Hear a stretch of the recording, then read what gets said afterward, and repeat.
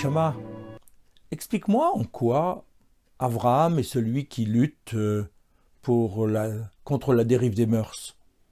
Pour moi, il est surtout celui qui a lutté contre l'idolâtrie toute sa vie. Donc je ne comprends pas où tu veux en venir. Ego, en fait, ce que tu rapportes, c'est l'enseignement du Midrash. Ce n'est pas explicite dans le texte biblique que Abraham lutte contre l'idolâtrie. En réalité, dans le texte biblique, il est présenté comme étant un homme de chesed, comme étant quelqu'un qui veut transmettre des valeurs, qui défend des valeurs. Il lutte pour défendre, prodiguer, partager les valeurs. Il ne lutte pas tellement contre. C'est l'homme de chesed, c'est-à-dire celui de la générosité, qui va ouvrir tout ce qu'il a aux autres, à l'image de sa tente ouverte aux 4 vents.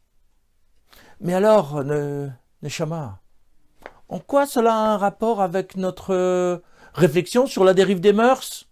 Après ce que tu m'as présenté sur les mères, j'ai l'impression qu'on parle d'autre chose. En fait, il faut comprendre que le vrai chesed d'Abraham, à l'intérieur du couple, c'est quelque chose qui permet de donner à l'autre le droit à l'existence, à une existence psychologique, à une existence personnelle, qui fait de l'autre un être à part entière. La mère, comme on l'a vu, est celui qui utilise l'autre. Alors bien sûr, il fait des cadeaux, mais ce sont des cadeaux pour son propre profit. Le cadeau est dangereux. Bien sûr, ça peut être important dans une relation pour montrer à l'autre qu'on tient à lui, qu'on a de l'affection pour lui, qu'on a envie de lui faire plaisir.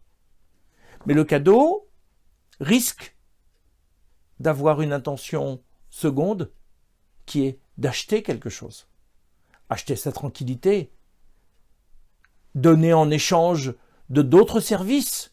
Et en quelque sorte, tout se passe comme si le cadeau qu'on donnait à l'autre, en fait, on se le donnait à soi-même, à travers l'autre, mais en direction de soi. Donc ce chesed-là, le chesed d'Abraham, c'est le don gratuit. Celui qui n'attend rien d'autre en retour que simplement d'avoir eu la possibilité de partager ce qu'il avait avec quelqu'un d'autre. Et il va l'exprimer dans son couple. Dans le couple qu'il forme avec Sarah. Et notamment, cette valeur ressort dans un épisode très précis, dont je vais te citer le texte maintenant. Cet épisode se trouve au chapitre 12 de la Genèse, versets 11 à 13. Et ce fut lorsqu'il fut proche d'arriver en Égypte, il dit à Sarai, sa femme, elle s'appelait encore Sarai, « Voici, je t'en prie, je savais que tu es une femme de belle apparence. Il arrivera que lorsque les Égyptiens te verront, ils diront, c'est sa femme, et ils me tueront, et ils te conserveront la vie. Dis, je te prie, que tu es ma sœur, et je serai heureux par toi, car j'aurai, grâce à toi, la vie sauve. » Mais non, Neshama, justement, j'ai l'impression qu'il se trompe, il se sert de Sarah pour sauver sa vie. Tu me parles de chesed, de la générosité d'Abraham, et tu me racontes une histoire où il ne sert que son propre intérêt, comme s'il s'en fichait de ce qui allait arriver à Sarah. L'essentiel, c'est qu'il vive. Mais elle, comment elle va vivre cette épreuve? Comment elle va pouvoir survivre à ce qui risque d'arriver en Égypte? Relisons, je te prie, Ego, ce texte plus précisément. Que se passe-t-il? C'est quoi cette histoire qu'on nous raconte que Abraham, il découvre en quelque sorte la beauté de Sarah? Que vient nous enseigner Rashi par son commentaire?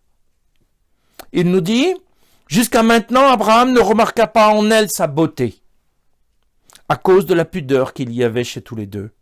Et maintenant, il reconnut en elle cette qualité à travers cette situation qu'ils allaient vivre. Bien sûr, Abraham sait que Sarah est belle. Ça ne peut pas passer inaperçu. Simplement, il la regarde autrement.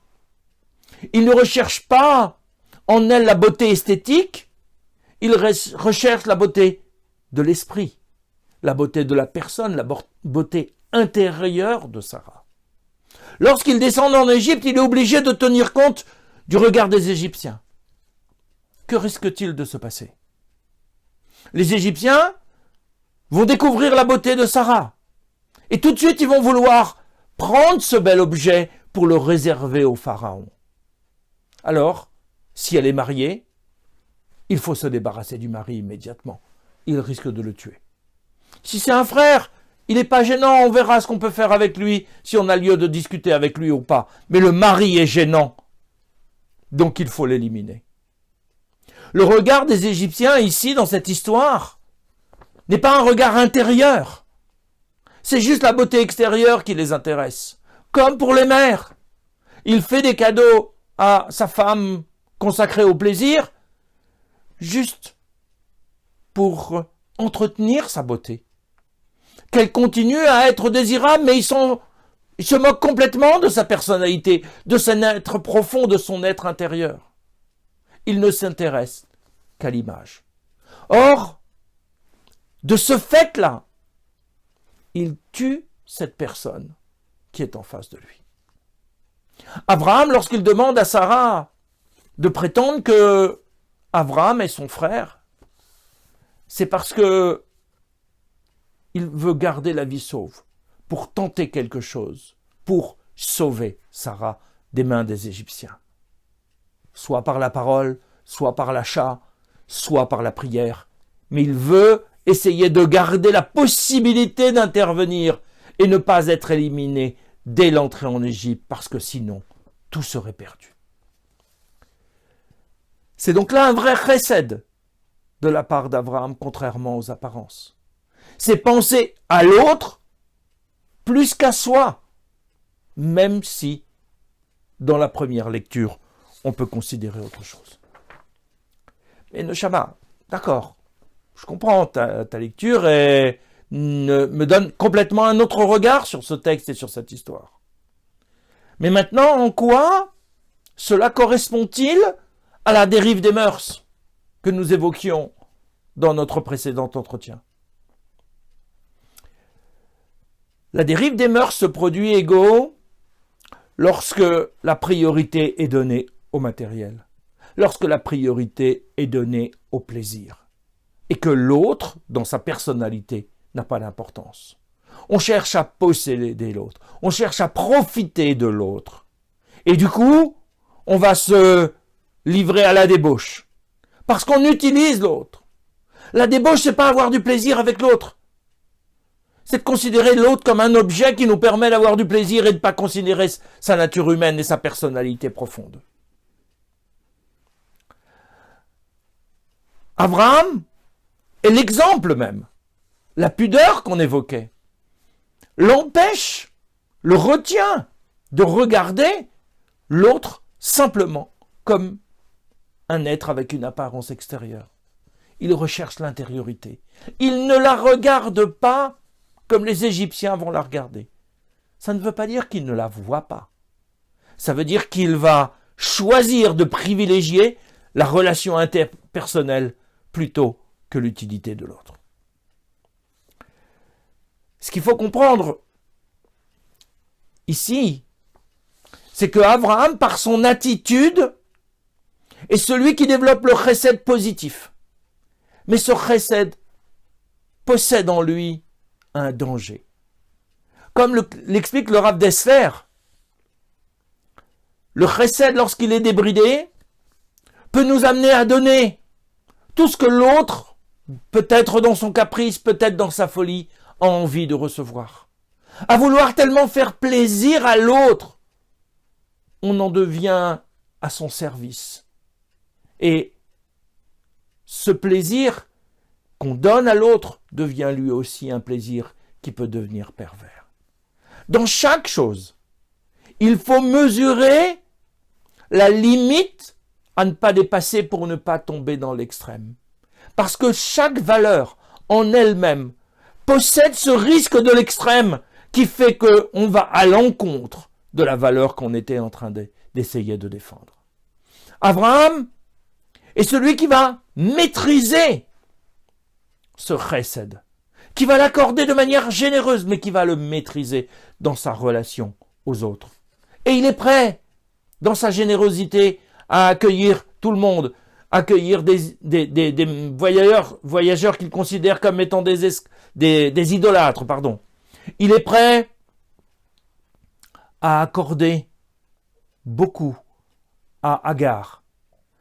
Sarah va venir limiter ce risque de dérive de la générosité d'Abraham, parce qu'il doit garder la mesure qui va lui permettre justement de ne pas tomber dans l'excès qui est celui de la débauche, qui est celui de la dérive des mœurs. Alors Abraham, vraiment, dans son expérience profonde et dans sa générosité pour les autres, va toujours être dans la mesure. Chercher quel est le bon critère.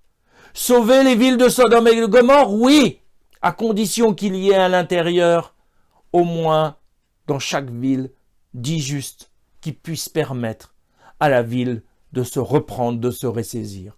Pas aider l'idolâtre parce qu'il est idolâtre, mais l'aider à devenir pleinement humain dans la relation avec Akadosh Baruch Hu.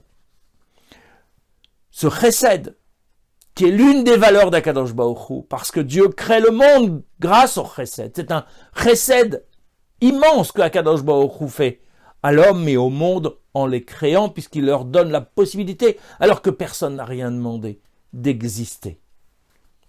Mais ce chesed doit être mesuré. C'est lorsqu'on est dans le chesed, alors qu'on peut être dans la relation avec Akadosh Baruch Hu.